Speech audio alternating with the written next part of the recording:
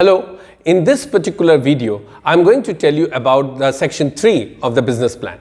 The section 3 of the business plan deals with industry analysis. So before we discuss about this section and tell you what are the items to be included in this particular section, let me first tell you what is an industry.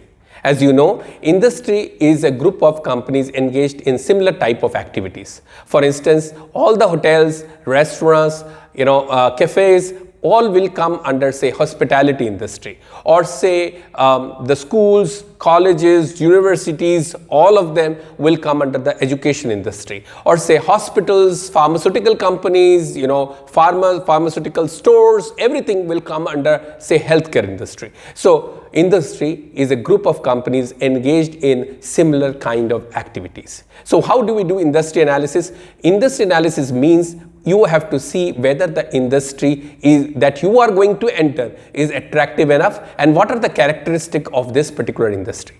First thing, how will you see whether an industry is attractive enough? For looking at whether an industry is attractive enough, we use a model known as Porter's 5 forces model. Porter's 5 forces model was given by a person called as Michael Porter, and he gave 5 forces to understand whether an industry is attractive enough for you to enter into that industry as a player or not.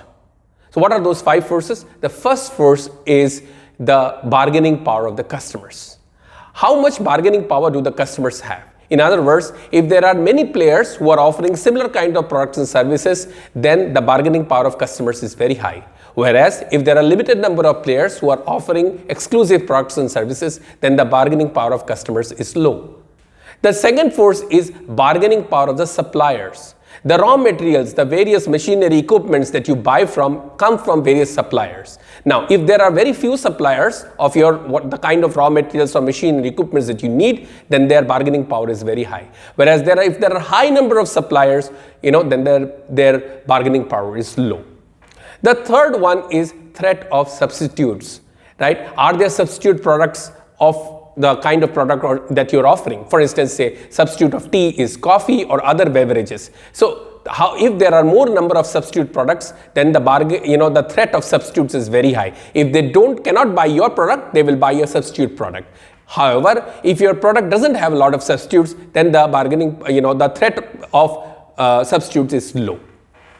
The next one is the threat of new entrants. What is the threat of new entrants? How easily can new players enter the industry, right? So if the entry barriers, for instance, say, the cost of setting up the company is very high, or say that there are a lot of government rules and regulations that one has to comply to enter the industry. If the barriers are high, then it is the threat of new entrants is low. However, if the barrier is lower, it is easier to enter. That means a lot of new players can enter this particular industry.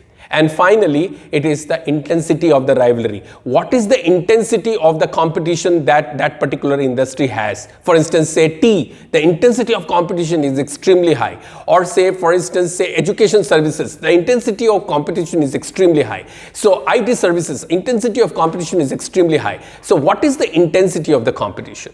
These 5 forces, the bargaining power of the customers, bargaining power of suppliers, threat of substitutes, threat of new entrants, and the intensity of rivalry decide whether our industry is attractive enough for you to venture into that particular industry or not.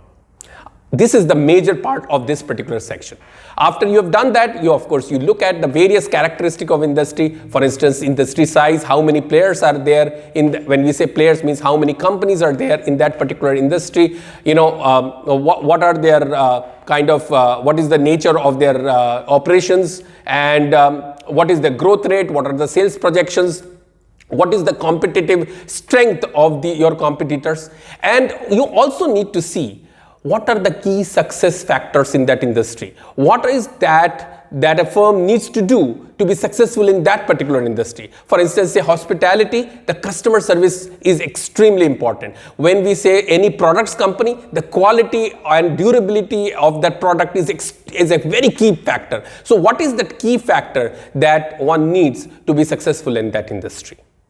So these are the things that you need to do in industry analysis, and you have to do a mini research to understand the industry attractiveness and characteristic of the industry and the key success factor of that particular industry.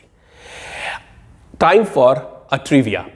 You know how this Facebook started. Facebook, you know, it has about 2 billion users worldwide. Facebook was started by a student of a Harvard University whose name was Mark Zuckerberg. He started this to connect Harvard students, and in just a matter of days, more than 1,000 students connected over this platform that he built. At that time, it was not called Facebook, right?